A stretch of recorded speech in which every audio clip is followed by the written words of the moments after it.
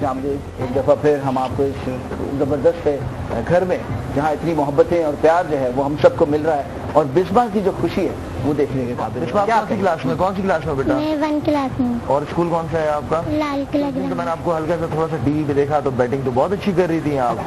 सब जरा कुछ पूछना चाहेंगे और जी आप बच्ची के बारे में क्या? जी हाँ, इनका माशाल्लाह अभी जो मैनेजमेंट हो रहा है वो भी इनके माँ बाप ने बहुत मेहनत से बहुत अच्छे से किया है, मगर ये बात समझने की है कि थैलेसीमिया एक महंगा मर्ज है जिसमें ना सिर्फ ये कि ब्लड लगाना महंगा पड़ता है, मुश्किल होता है।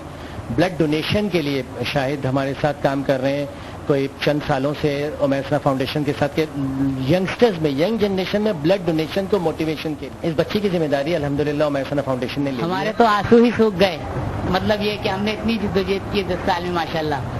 अब लेकिन मजीद ये कोशिश है कि मेरी बच्ची ठीक हो। दादी हमारी प्यारी सी स्वीट सी, इनसे बात करेंगे। जी दादी। आप लोगों का बहुत बहुत शुक्रिया जो आप आए, हमें खुशी हुई, बहुत बहुत एहसान है सब लोगों का जितने स्पेशल वाले हैं। मैं देख रही हूँ दिल और जान से कर रहा था, बहुत शायद दीदी का तो बहुत बहुत शुक्रिया। बस आप दुआओं में याद रखें, सब अल्लाह बेहतर कर देगा इंशाअल्लाह। सबके लिए करूंगी सब अल्लाह शुक्रिया।